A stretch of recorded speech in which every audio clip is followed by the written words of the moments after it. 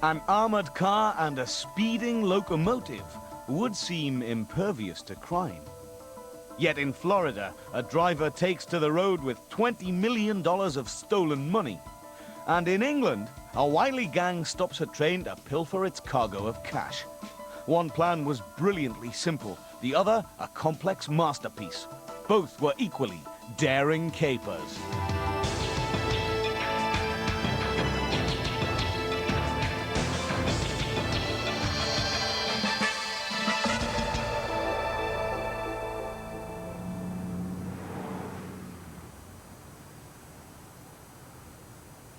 In March of 1997, 33-year-old Philip Johnson worked as a courier guard for Loomis Fargo armored cars in Jacksonville, Florida. At every stop on their route, Johnson left the safety of the steel-plated truck and checked for any suspicious activity.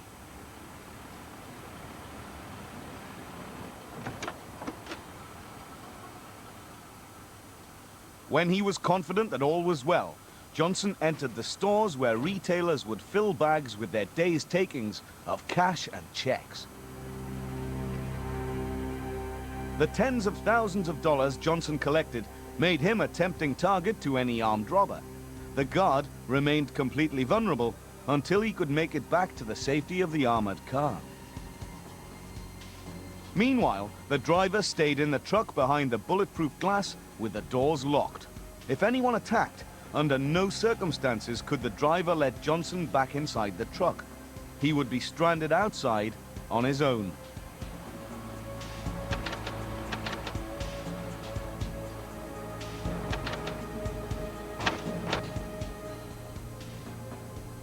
If clear, the driver would open the door. It was hazardous work with little financial reward, a mere $7 an hour, and no health insurance, pension plan, or overtime.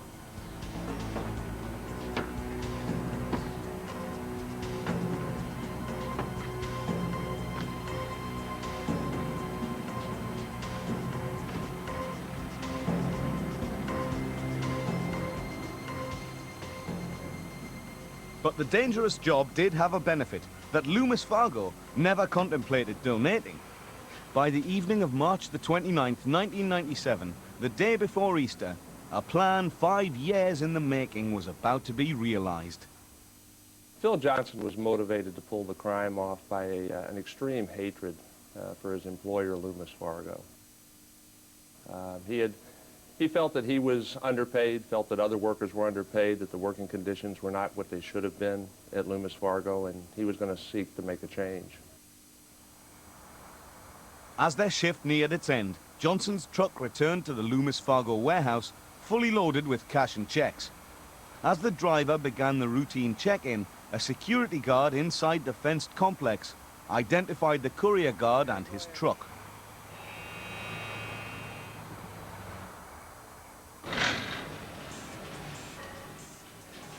The day's load was particularly large.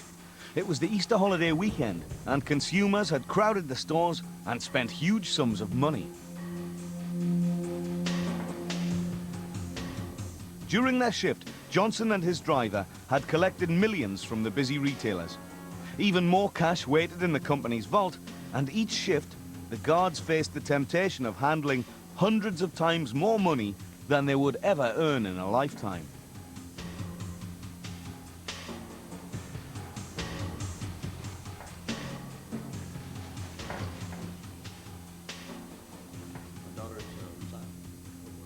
Terry James Brown and Dan Smith worked inside the warehouse as vault guards. They had worked together with Johnson for 2 years, but a bond had never developed between the three. The courier guard did not share in the camaraderie of his co-workers.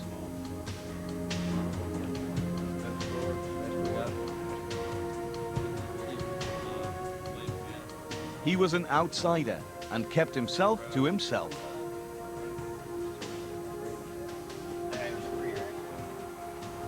By 6:30 that evening, the driver was finished for the day. He clocked out and went home for the night.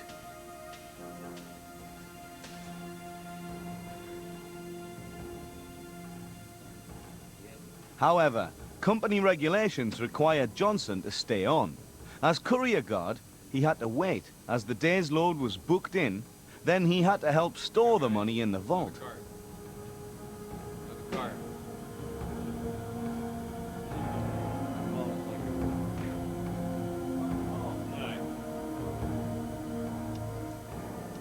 These were the last moments that he would follow company procedure.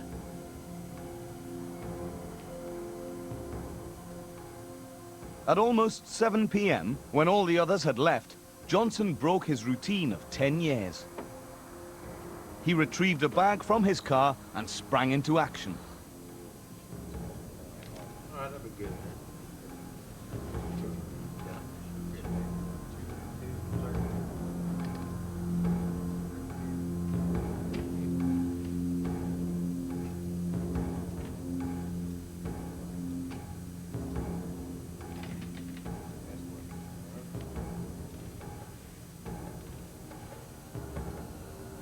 While the vault guards were busy, Johnson grabbed Smith's gun.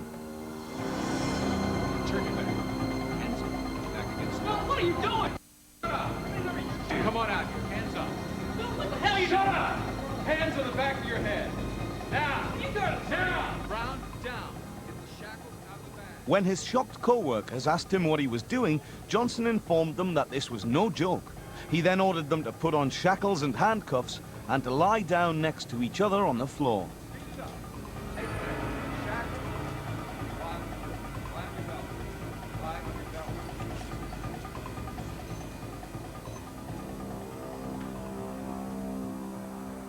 He took one of the company's unmarked vans and backed it into the vault area.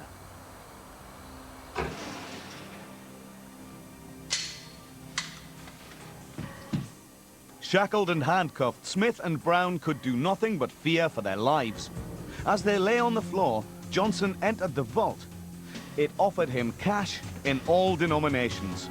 There was nothing to stop him pulling off the heist of the century.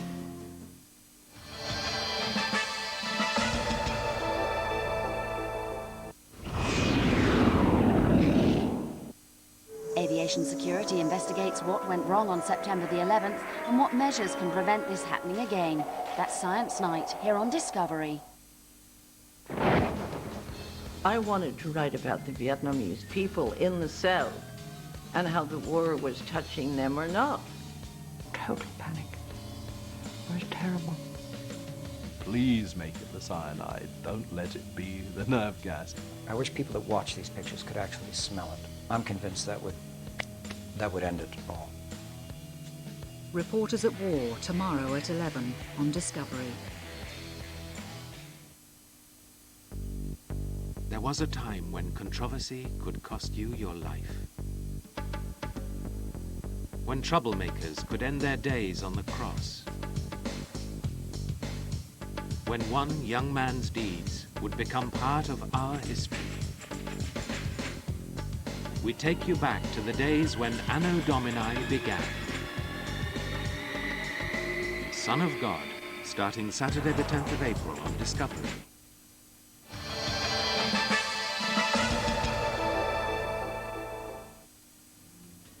As the guards lay shackled, one of the biggest robberies in US history was well underway. Don't move, boys. While stealing the millions from the vault, Johnson decided to take only the $10 notes or higher in unmarked, non-sequential bills. It was every crook's dream. With a half a ton of cash, the van took 2 hours to fill. But Johnson was in no hurry. He knew the next shift wasn't due until the morning.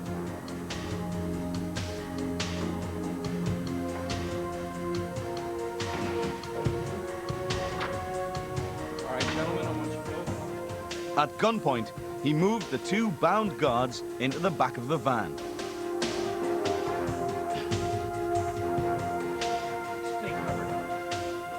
Then he began cleaning up the crime scene.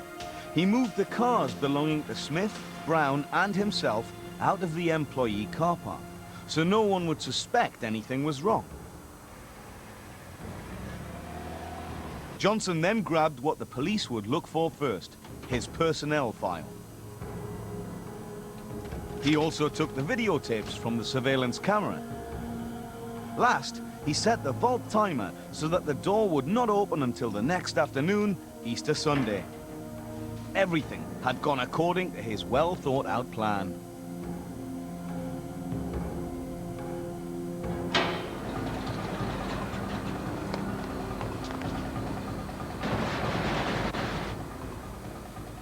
With Smith and Brown as hostages, he drove the van the short distance to his home. Hold up. All right. Go. Walk. Forward. What you doing, man? Just hold on. All right. You see the closet right there? Just right here. This ain't necessary. Put your hands on that pipe. Grab the pipe. All right? What are you doing this for? As he handcuffed Brown to a closet pipe, the only explanation Johnson gave for his actions was how unhappy he was in his job. Johnson. I'm not gonna hurt you. You'll be all right. You just can't leave me like this.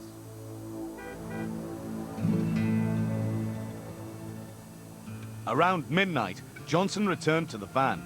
He threw a blanket over the shackled Smith and threatened to kill him if he put up any struggle or attempt to escape. Then they drove north into the night.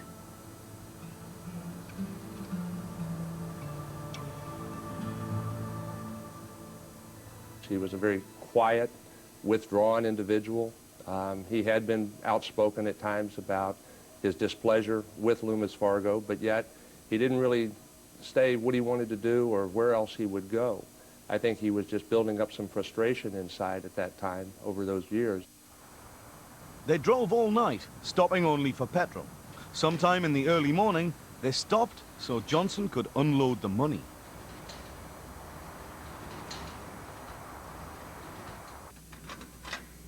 Sitting in the van covered by a blanket, Smith could discern little about their journey except vague sounds like the clank of a metal door being rolled up. While Johnson unloaded the money, Smith remained helpless in the van. He didn't know where they were, nor did he know what Johnson intended to do with him.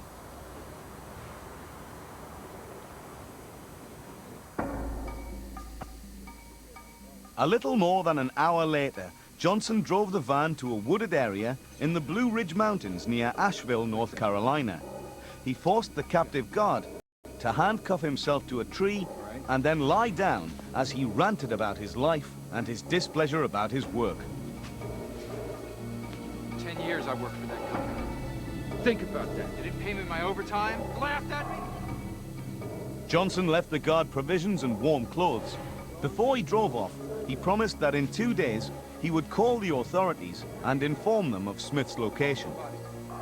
Don't worry.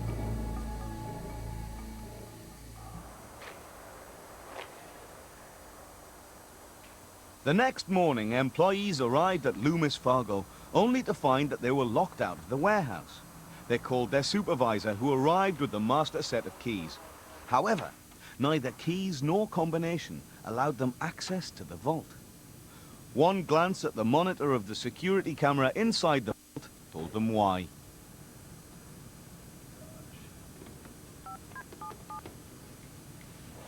Yes, this is the supervisor for Loomis Fargo. We have a problem.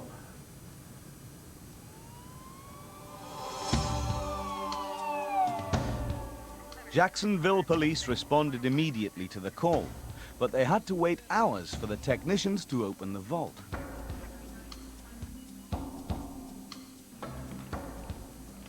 A quick count of the missing money put the theft at over $10 million. The FBI immediately stepped in because of the amount involved and because much of it was federally insured money. The federal agents first inquired about missing Loomis personnel. All but Smith, Brown, and Johnson were accounted for, and Johnson's personnel file was gone. You're missing Johnson. Meanwhile, in North Carolina, Smith had freed himself. He'd used a Swiss Army knife to pick the lock on his handcuffs and then walked to a nearby road where he was found by a forest ranger. We were notified here in Jacksonville that Dan Smith had in fact freed himself on Sunday, and many of the pieces of the puzzle began to come together. Smith led the authorities to Johnson's house. There, they found Brown, just where Johnson had left him 18 hours earlier. With the two Loomis guards safe, the FBI began the manhunt for Johnson. A description of Johnson and the missing van was sent out across the southeast.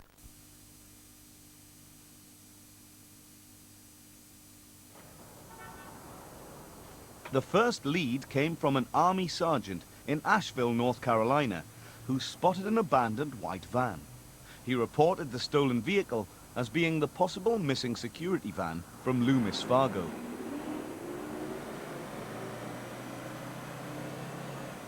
Within minutes, 65 police officers and FBI agents descended into the area, but they were too late. Their suspect had bought a one-way ticket out of town and was safely on his way to freedom. $7 an hour, that's what Philip Johnson made. Driving a Wells Fargo truck, he hauled millions every day. But you can't be much of a player on $56 a day. $7 an hour. Musician Al Wells immortalized the escapade in song for WOKV Radio. This is Mike Miller on News Talk 690 WOKV. So the story's this: a security guard named Phil Johnson, who works for Loomis Fargo, instead of going home after his shift, leaves with nearly $20 million. The improbable heist immediately seized the imagination of local broadcasters.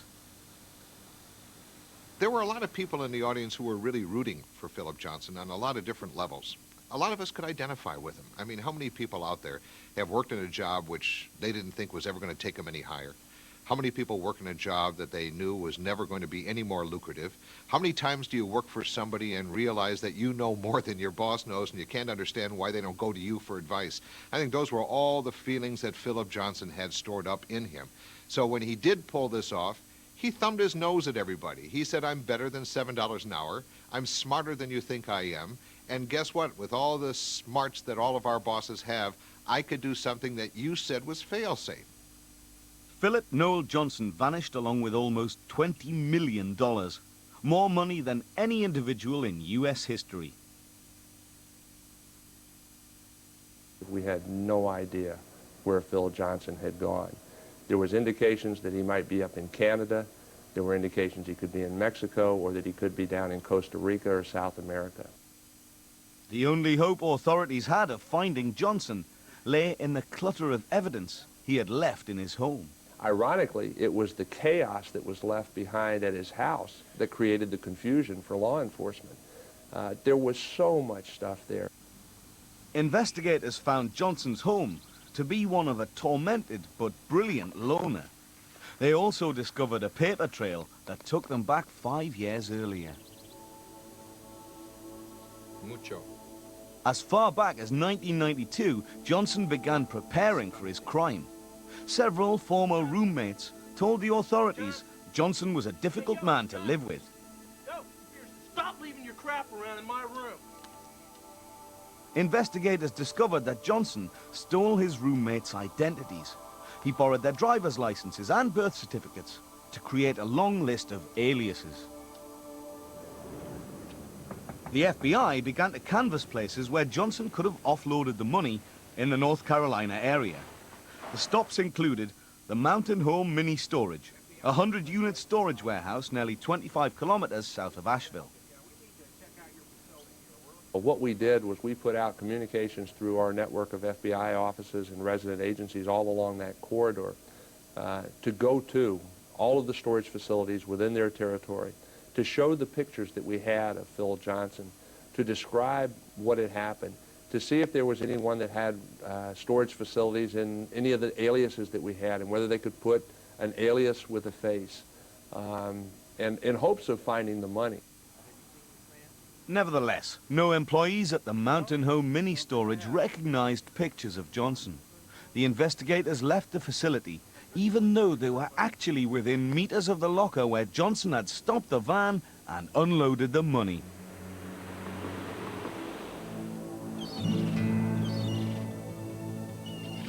For months, the trail grew cold. Authorities had little idea of where Johnson could be. They were worried that he had safely traveled to Brazil, where the United States had no extradition treaty. But their greater fear was about the money. The question on everybody's lips was, what could Johnson do with the missing $18.8 million? Some thought he might have buried the money, hoping to collect it in a few years when fewer people were looking out for him. Another possibility was that he might store it in a crate and ship it out of the country. Others thought that Johnson was obstinate enough to burn it all just to spite Loomis Fargo. And I think we all believed that if we found the perpetrator, we would find the money, and that the reverse might not necessarily have been true. 5 months later, Johnson made a fateful mistake. For reasons still unknown, he tried to sneak back into the U.S. from Mexico at the Gateway International Bridge in Brownsville, Texas. The American customs officials asked everyone off a northbound bus and began a routine inspection of the passengers.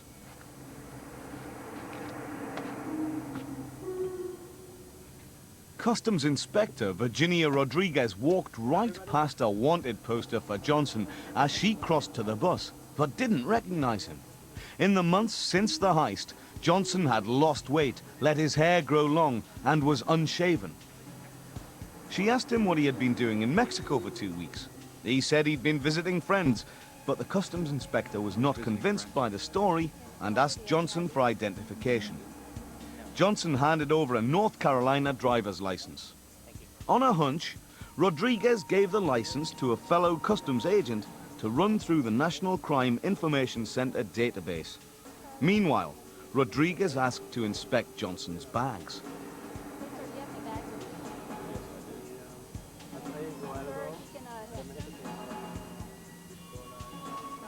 When she went through the luggage, she found $10,714 US.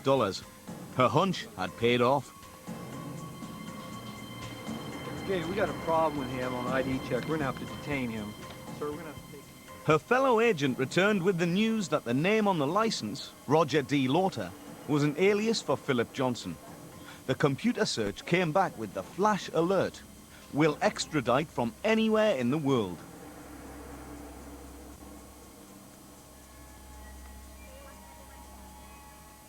At that time, he was taken into custody, and the FBI office in Brownsville, Texas was notified that Mr. Johnson had been apprehended. When we heard that he finally got caught down in Brownsville, Texas, by riding on a bus with fake identification and $10,000 on him, we just shook our heads in amazement and said, we thought this guy was a lot smarter than he turned out to be. It's because he was just an average guy. So when he finally got caught in such an average way, we really shouldn't have expected anything else.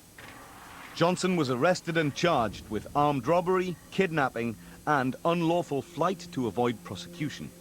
If convicted on all counts, he faced a maximum sentence of life in prison and $1 million fine. Federal officials offered Johnson a deal in exchange for the missing money, but Johnson spurned any cooperation, believing the money was safely hidden. He was wrong. When Johnson was arrested using the alias of Roger Lauter, FBI detectives discovered that a man using the same name had rented a room in Mexico City. A search of the boarding house yielded a yellow receipt from Mountain Home Mini Storage. At 2 a.m. in the morning on September the 17th, 1997, FBI agents rolled up the door of the unit Johnson had rented. They found the missing Loomis Fargo money. From the Brownsville arrest and the Mountain Home storage unit, the FBI recovered all but $100,000 of the millions that had been stolen. With the overwhelming evidence, there was little need for a trial. Johnson pled guilty to the charges of kidnapping, money laundering, and violation of interstate commerce under the Hobbs Act. He was sent to a maximum security federal prison, where he currently serves a 25-year sentence. The restitution he owes Loomis Fargo is $59,834.70.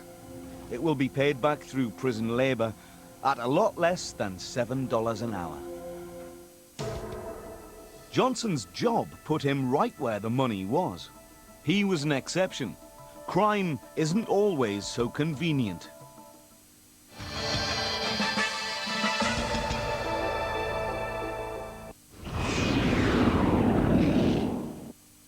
Science Night kicks off with two teams of cunning mechanics battling for scrap heap supremacy.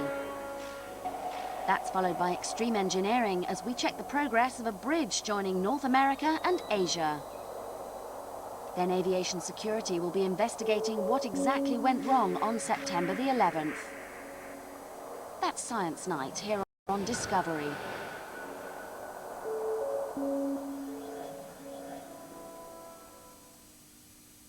Out in the wild, on the fringes of human nature, we find a species of man that loves to cut, weld, drill and grind the craziest cars you've ever seen, and race them.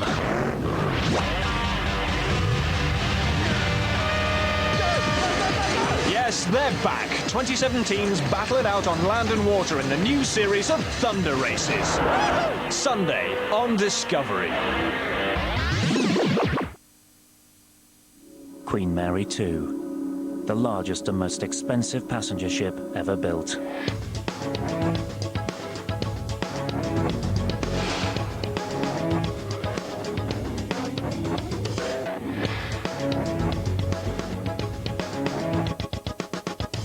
Discovery Channel saw how this masterpiece of engineering came to life. April the 11th, only on Discovery Channel.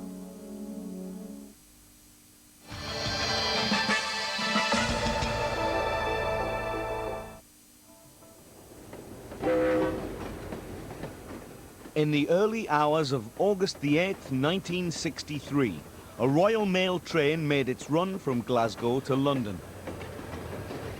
Fireman David Whitby and engineer Jack Mills travelled this route nightly.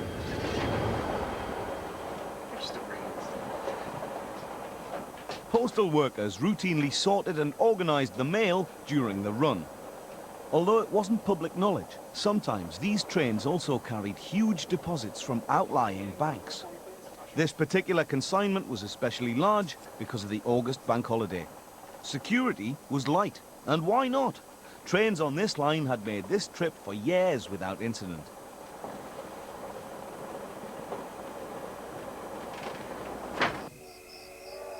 But an audacious gang of thieves was about to change all that. The plan was ingenious. They chose a desolate stretch of track 2 hours outside London and cut all communication with the outside world. Stopping a train travelling at over 110 kilometers an hour was their biggest challenge. Using battery power, they made the red light burn twice as bright as usual. Then they retreated into the bushes and waited.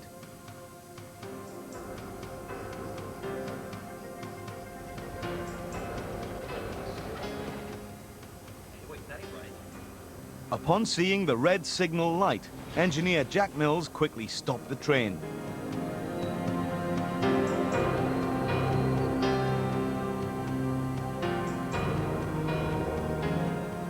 Mills sent his fireman David Whitby to the trackside telephone to find out what was happening.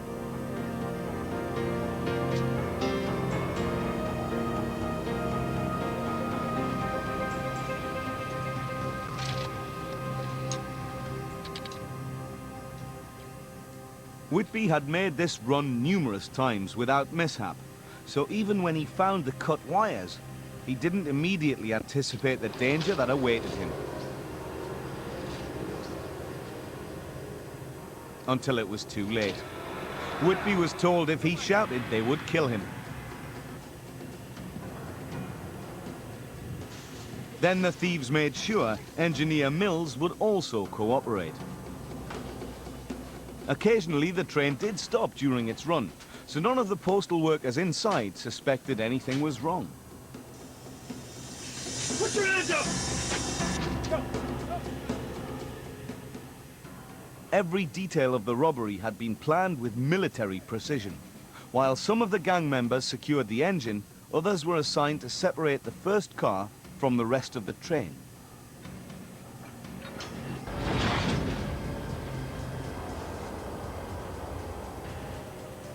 This was the high-value coach and contained what the thieves were after.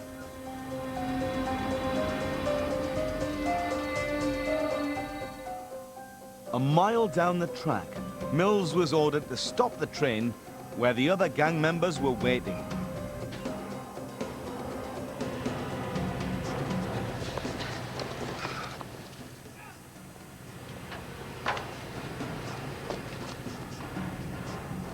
The postal workers inside were caught completely off guard.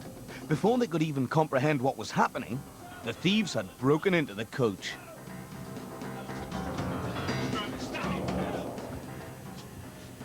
The gang then brought the postal workers forward to the engine compartment and handcuffed them, along with Mills and Whitby, who had already been restrained. They were about to make off with the biggest haul ever taken from a British railroad, over £2.5 million. It was a brilliant crime because of the planning, because of the business of stopping the train at one point, cutting off the guard, take away the engine and two carriages. It was superbly planned.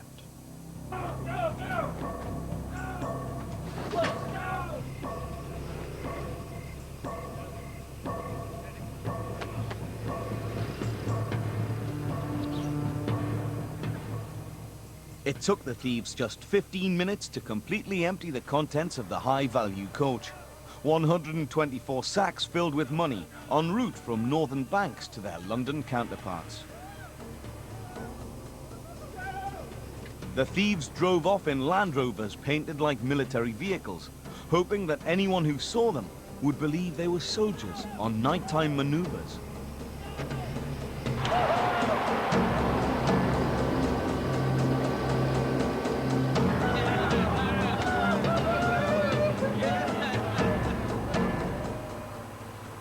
The robbery had gone according to plan. Now their escape would have to be just as masterfully executed if they were to stay ahead of the law.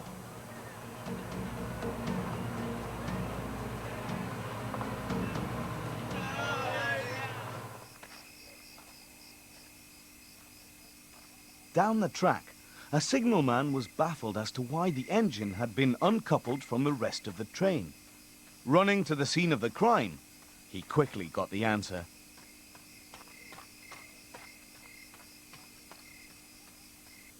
Engineer Mills immediately sent him to get help. The gang had planned the heist to take place in a remote location. The nearest farmhouse was over 30 minutes away by foot. The delay gave the gang time to escape.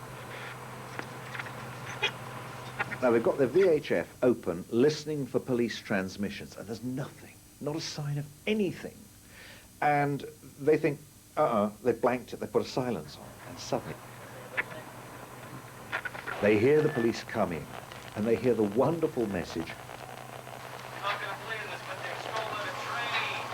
"You'll never believe this, they've just stolen a train." A 30-minute head start was all they needed. At an abandoned farm called Leatherslade, they planned to lie low until the search cooled.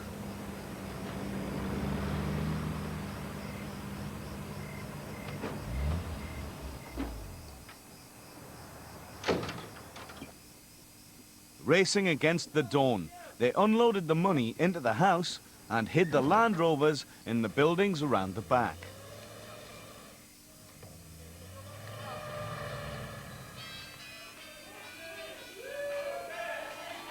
The gang consisted of experienced members from London's underworld, but even these cagey thieves were in awe of the amount they had stolen. It took an entire day just to count up the spoils.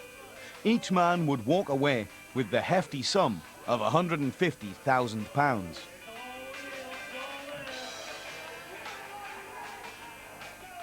One man, Ronald Biggs, could hardly believe his luck. He was a petty crook, but had managed to use his charm and charisma to make connections with more accomplished criminals. He had met Bruce Reynolds, the gang's ringleader, in prison. When Reynolds realized Biggs had a connection in the railways, it was a match made in heaven. The English people and press couldn't believe it. Train robbery, that was Jesse James, that was America 100 years ago. This doesn't happen. And the Mount, it was a sensation. The local police and Scotland Yard detectives immediately descended on the scene of the crime. The police scoured the scene for clues, and they quickly ascertained that the thieves were professionals. They had not only succeeded in stopping the train, they had also vanished without a trace. At the train, the robbers made one mistake. They shouted to the postal workers, "Don't move for half an hour, we've got someone watching you." Now, the police had nothing to go on except this shout. And Superintendent MacArthur said, "Wait a minute, that may mean there's somewhere which is half an hour's distance away. Draw a radius of 30 miles round the bridge, and let's search every farm in that radius." Detective Jack Slipper, part of the team assigned to the case, remembers how that simple clue focused the initial search. Well, that became very important to us because the senior people at the yard, when they'd been called in, realised that they couldn't have got back to London in 20 minutes. Scotland Yard enlisted local law enforcement and the army to conduct the search of the surrounding countryside. Local residents were stopped and asked if they had seen anything suspicious that evening.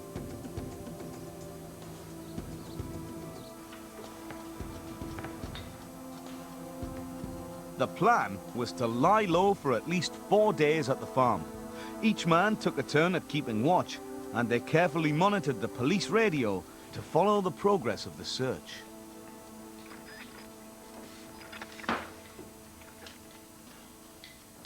When they heard over the radio that the army was being called in to search every building in a radius of 20 or 25 miles, all the barns and outhouses and everything, some of them panicked. The robbers decided to move out immediately. They slipped away a few at a time so as not to raise suspicion.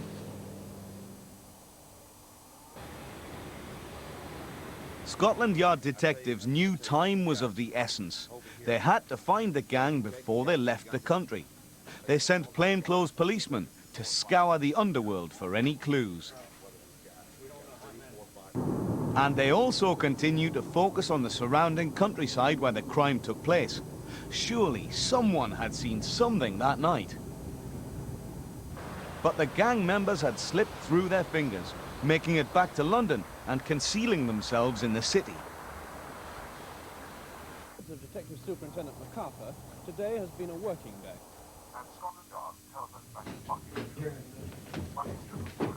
Hi, Daddy. Ronald Biggs was one of the gang members who headed back to London.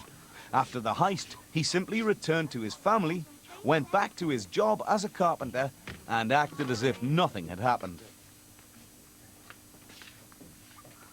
Biggs was a known ex-criminal in London at the time of the Great Train Robbery. He had a lot of form, but he hadn't actually committed any crimes for 4 years. He was setting himself up reasonably successfully as a builder, but he did need more capital to keep his business going. Biggs now had all the money he'd ever dreamed of, but spending it would tip off the police. So, turning to his connections in the underworld, Biggs split up his take and gave it to friends for safekeeping. 5 days after the robbery, a neighboring farmer became suspicious when he noticed black curtains in the windows of the farmhouse. Upon closer inspection, he found one of the Land Rovers. He knew the farm had been uninhabited for some time and immediately contacted the police. The thieves had planned to have an associate clean the hideout and remove any evidence that would implicate them. But before he could get there, the police were scouring the property for clues. The fingerprint experts went in and covered everything.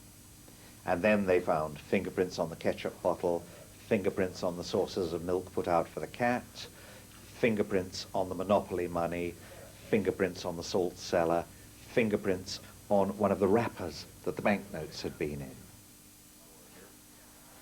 They also found empty mailbags in a hole in the front garden.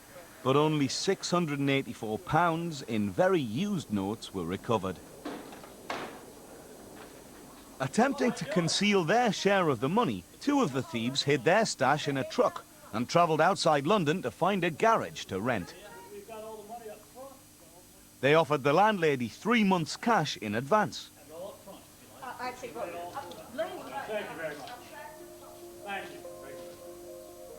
While the men waited outside, she phoned the police.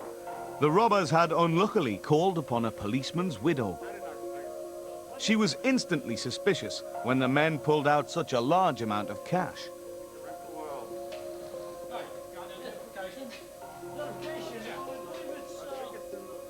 When the police asked them for identification, the men fled.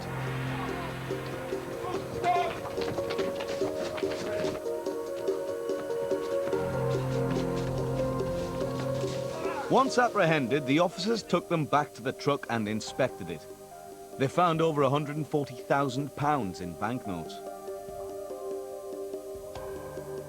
In London, Ronald Biggs kept his eye on the news, but it didn't faze him that their hideout had been discovered.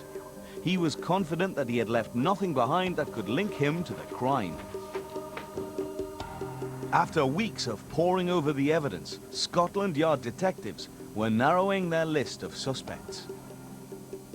When they examined the fingerprints from the Leatherslade farm, they discovered that the prints matched several ex-convicts in and around the London area. One of them was Ronald Biggs. Scotland Yard traced Ronald Biggs because he'd left a fingerprint on a ketchup bottle. They quickly went round to his house, but Biggs wasn't at home. His wife attempted to reach him at work, but police feared that she would tip him off. The wily Biggs had so far managed to elude Scotland Yard, and they didn't want to lose him now. Can I speak with you on the couch over here? When Ronald Biggs returned home from work that evening, he was surprised to find Scotland Yard detectives waiting for him at his house. With each day that had passed since the robbery, he had grown more confident that he was in the clear. The police tried to get Biggs to implicate other gang members, but he refused. However, the evidence collected at Leatherslade Farm was enough for police to arrest the majority of the gang's members. Charles Wilson's fingerprints were found at the farm and he was arrested. James Hussey's prints were also found and he was brought up on charges for buying the getaway vehicles. Prints implicated Roy the Weasel James, and after a dramatic rooftop chase, he was also arrested. John Wheater, a solicitor who had helped the gang find and use Leatherslade Farm, was arrested for conspiracy, as was Leonard Field, who had pretended to be interested in purchasing the farm. A German hotel bill found in one stash of confiscated money led to the arrest of Brian Field. 14 people were rounded up in the initial sweep, but the police were only able to recover £300,000 of the £2.5 million stolen. Fingerprints on the Monopoly set implicated Bruce Reynolds, yet he proved to be one of the most difficult to arrest. The man who had masterfully planned the great train robbery had also set up an elaborate escape. Using a false passport, he left England for France and vanished. England was captivated by the great train robbery. For weeks, the arrests and the trials were all over the news. The gang had become media sensations. But when the sentences were handed down, people were stunned. I don't think most people were upset that the train robbers were caught. That was exciting. It kept the story going. We learnt more about it. What the English people were upset about were the sentences. 30-year sentences. This was more than you would get for rape and murder.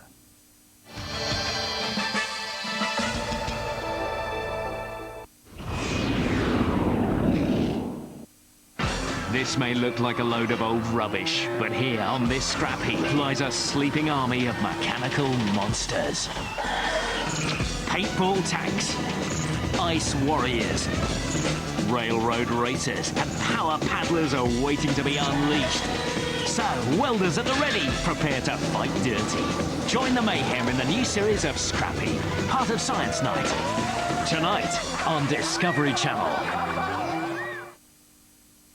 At 10, we explore how ingenuity can achieve the most extraordinary masterpieces. That's Science Night tonight on Discovery Channel. Journey inside the martial arts, as seen in an entirely new way. How can such speed, power, and stamina be generated by the human body, by a life force that surrounds us called Qi?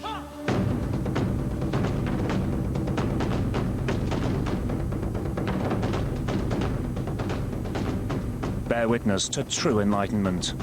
Extreme martial arts, coming soon, only on Discovery Channel.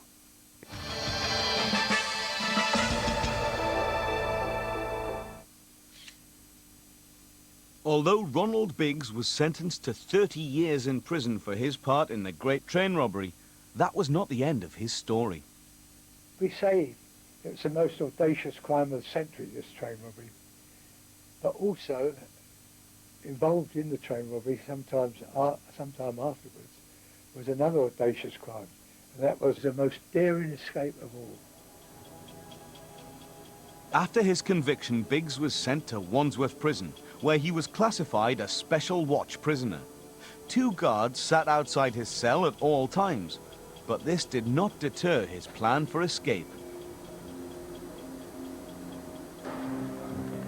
He had recruited a fellow inmate, Paul Seaborn, who was about to be released. Seaborn would use the train robbery money to make arrangements on the outside. Because Biggs was about to be transferred to a high-security prison, they would have to act quickly.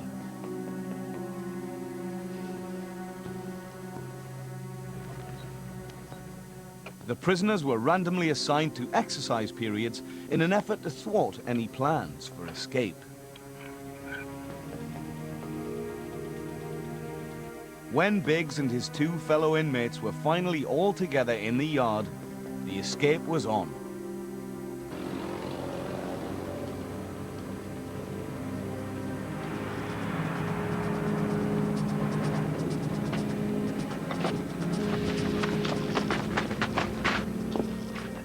The prisoners were an effective decoy, allowing Biggs to climb over the wall. Like the robbery, the escape relied on shrewd planning and split-second timing. After only a year and a half in prison, he was a free man once more.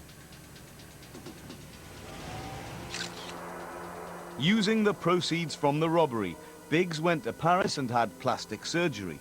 Under the cover of a new identity, he disappeared.